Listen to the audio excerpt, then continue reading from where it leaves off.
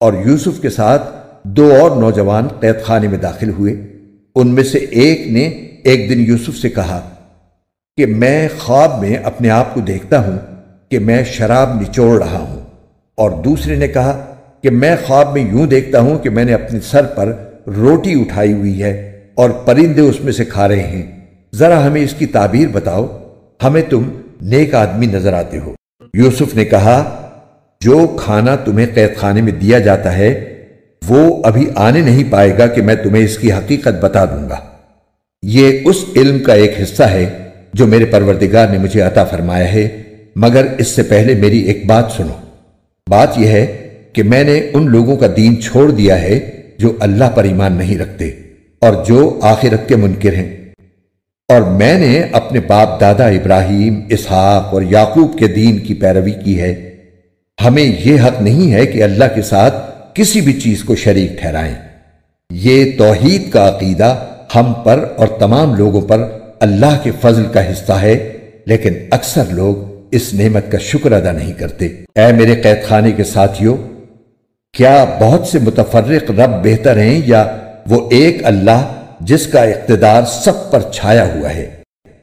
اس کے سوا جس کی تم عبادت کرتے ہو ان کی حقیقت چند ناموں سے زیادہ نہیں ہے جو تم نے اور تمہارے باپ دادوں نے رکھ لیے ہیں۔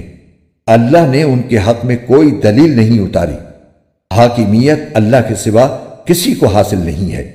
اسی نے یہ حکم دیا ہے کہ اس کے سوا کسی کی عبادت نہ کرو، یہی سیدھا سیدھا دین ہے، لیکن اکثر لوگ نہیں جانتے۔ اے میرے قید خانے کے ساتھیوں، اب اپنے خوابوں کی تعبیر سنو۔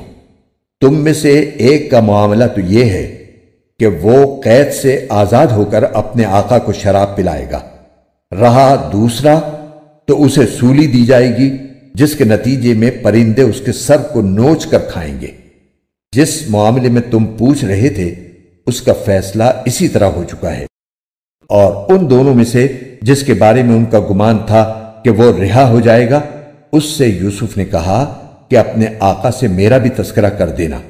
پھر ہوا یہ کہ شیطان نے اس کو یہ بات بھلا دی کہ وہ اپنے آقا سے یوسف کا تذکرہ کرتا، چنانچہ وہ کئی برس قید خانے میں رہے۔ روایات میں ہے کہ ان دونوں میں سے ایک بادشاہ کو شراب پلایا کرتا تھا اور دوسرا اس کا باورچی تھا، اور ان پر الزام یہ تھا کہ انہوں نے بادشاہ کو زہر دینے کی کوشش کی ہے۔ اس الزام میں ان پر مقدمہ چل رہا تھا جس کی وجہ سے انہیں قید خانے میں بھیجا گیا۔ حضرت یوسف سے ان کی ملاقات ہوئی اور انہوں نے اپنے خوابوں کی تعبیر ان سے پوچھی۔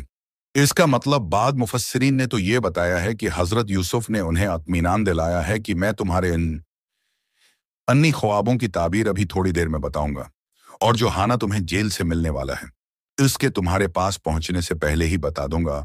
اور بعض مفسرین نے اس کا مطلب ہے یہ بیان فرمایا ہے کہ اللہ تعالیٰ نے مجھے ایسا علم عطا فرمایا ہے کہ جو کھانا تمہیں جیل سے ملنے والا ہو اس کے آنے سے پہلے ہی میں تمہیں بتا سکتا ہوں کہ اس مرتبہ کون سا کھانا تمہیں دیا جائے گا۔ یعنی اللہ تعالیٰ مجھے بہت سی باتیں وحی کے ذریعے بتا دیتے ہیں۔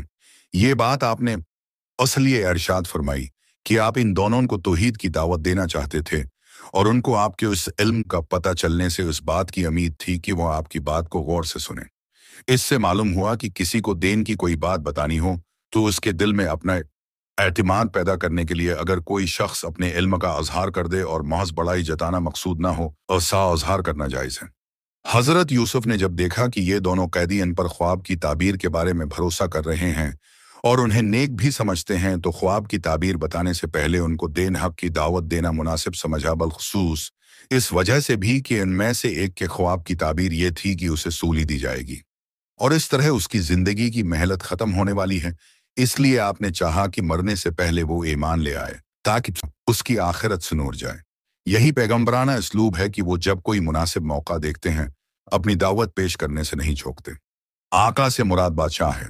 حضرت یوسف نے جس قیدی کے بارے میں یہ فرمایا تھا کہ وہ چھوٹ جائے گا اور واپس جا کر حسب معمول اپنے آقا کو شراب ہے پلائے گا، اس سے آپ نے یہ بات فرمائی کہ تم اپنے آقا یعنی بادشاہ سے میرا تذکرہ کرنا کہ ادھر ایک شخص بے گناہ جیل میں پڑا ہوا ہے، اس کے معاملے پر آپ کو توجہ کرنی چاہیے، مگر جیسا کہ آگے بیان فرمایا گیا ہے اللہ تعالیٰ کا کرنا ایسا ہوا کہ وہ شخص بادشاہ سے یہ بات کہنا بھول گیا جس کی وجہ سے انہیں کئی سال اور جیل میں رہنا پڑا۔